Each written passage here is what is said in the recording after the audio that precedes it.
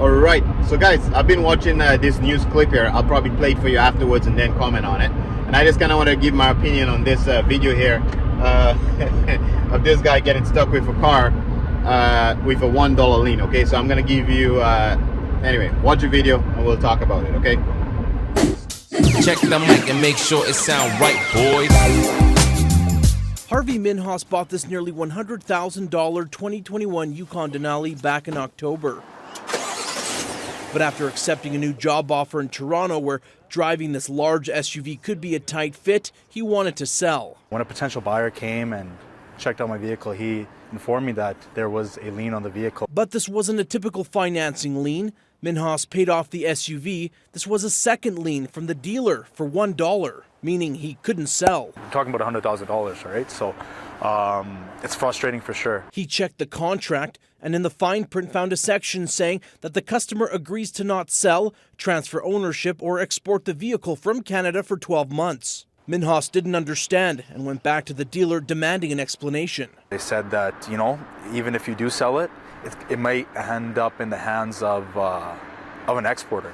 And so we don't want this vehicle crossing the border. I have not heard of this happening before, so it's a new methodology. President of the Motor Dealers Association of Alberta says he has seen similar clauses, but they were typically for extremely high-end cars. Wood says manufacturers likely influenced any dealer who adds the lien. He says the plan is understandable given the current auto market. It's really done to make sure that we can protect the pricing levels in Canada so that, you know, they just don't, Americans don't come to Canada to purchase the vehicle. A stipulation Minhas says has left him in the lurch, perhaps for the next 8 months until he can legally sell.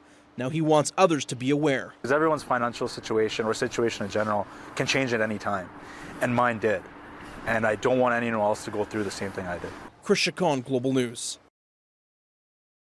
Okay, so here's what I'm thinking. First of all, a lot of consumers, a lot of people are pissed at dealers when dealers are trying to sell cars over MSRP, okay? And you'll know what I mean by that. Okay, so you get mad when dealers selling the cars over MSRP. You have to understand that a dealer opened up a business to make money. That is the business of the dealer, to make money on a car. Now, it's not every time we're going to end up in a unique situation like this where you can get top dollar for your inventory. Small dealerships like myself spend hundreds of thousands of dollars just to open up a dealership. Imagine those Hondas, Toyotas, those franchise, those massive dealerships. I'm pretty sure they spend at least $1 million or multiple $1 million to set up their dealership. Plus, they have huge overhead with the amount of people working for them, whether it be mortgage or rent for that massive property. They've invested a lot of money. So if there's an opportunity for them to make money on cars or make top dollar on the cars, we shouldn't hate on that, right? This is the business for them to make money. So Neil, where are you going with this? Why are you talking about dealers making money when this guy's stuck with his car? Because I do not buy his story for one bit. You don't buy a $100,000 car like an emotional decision. You don't buy a $100,000 car and then 3 or 4 months later be like, I got a new job, I gotta sell it. I don't buy that shit. Obviously, my opinion, this guy bought this car because he's trying to flip it. He's not in the car business, but he's trying to take advantage of the up market. He's trying to take advantage of the fact that he could have put his name on a wait list and get a car for a set price, and by the time the car comes out, because of the same shortage issue, he can flip that car right away and make some money. Okay, that's what this story is about. So a consumer can buy a car and try to flip it to make money, but a dealer that cannot get enough inventory. So yes, they're selling cars at top prices, but they're selling less cars than they used to. So which means they have the same amount of overhead, and that's why they have to take those high prices, because it has less inventory to pay the same amount of overhead. So it's like a sin for a dealer to quote unquote oversell a car because the consumer is willing to pay for it. But it's okay for a consumer to buy a car and then immediately try to flip it.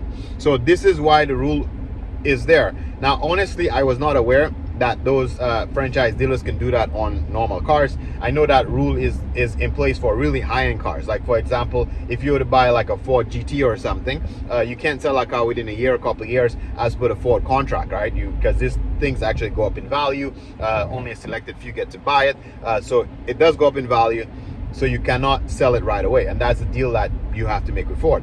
In this case, this guy, I think this is mainly in place so that you don't ship the car, because also a lot of our cars are going to the US, right? A lot of our cars are going to the US because of the exchange rate, and also, like I keep saying in a lot of my other videos, that the chip shortage is affecting the US people more because there are more Americans over there than there are Canadians here, as we're a smaller population, so they need more cars than we do. So that's why their shortage is way worse than us, and they need more inventory. So we're trying to control the price in here, so you're not supposed to export the car. However, all this blah blah to say, I can still help this dude.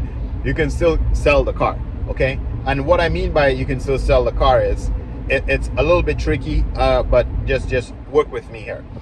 When you buy a car and there's a lien on a car, as far as my understanding and as far as the amount of cars that I've flipped in my name and out of business names and all that kind of stuff, MTO, the local registration office, do not care if the car have a lien on it. They would still flip it in and out of people's name. They will inform you that the car has a lien on it, because there's some cars that, let's say, has a lien on it and you have a lien release letter, but the lien is not officially out of the system yet. We can still flip it into another dealer name or somebody else's name. So with that said, yes, he can sell the car locally. Now, it's a matter of selling trust to the person who's buying the car, and this is the part where it becomes tricky. To convince the person to buy the car, the fact that they want to buy a $100,000 car from a private person anyway, you can let them know that the car have a lien on it only because you bought the car from a dealer during the pandemic and it's a $1 lien. So obviously if there's a lien on the car, a dealer have the right to give you a letter saying what is outstanding on the car. And if you can prove to the buyer that you only have a $1 lien on the car, everybody know that's a bullshit thing anyway, and they're not going to worry about it.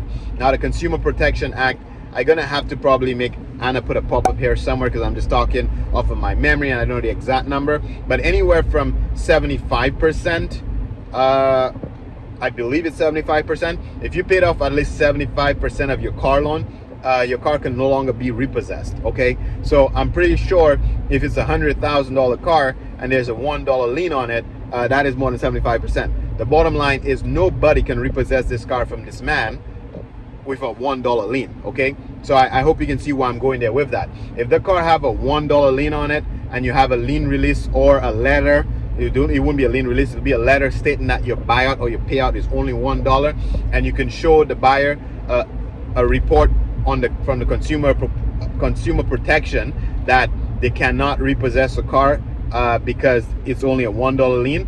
The bottom line is he can sell that car to somebody here in Canada, and the person just have to know they have to wait 1 year for that lien to come off the car. So if he really needs to get out of the car, he can sell it. He can sell to another dealer, he can sell to a private citizen, he can sell it. The only thing he cannot do is export that car, because to make the car leave Canada, you need a full lien release letter. It's not a matter of a letter saying it's $1, all that bullshit. You're not supposed to have any liens on the car to export it. So you will not be able to export it to the US or any of that stuff, but if you want to sell it here locally, there's a way to do it, okay? Anyway, this was my little rant about that situation, and then and it's just kind of the ironic. I just had to talk about it, because when dealers selling cars more than the average price, you know, they're a bunch of crooks for doing that, whether that's how they feed their family. But a private citizen with a normal job could buy a car and try to flip it, and then when he gets stuck with it, it's buyer beware, you know? Anyway, whatever. Thanks for watching. I'll catch you in the next one.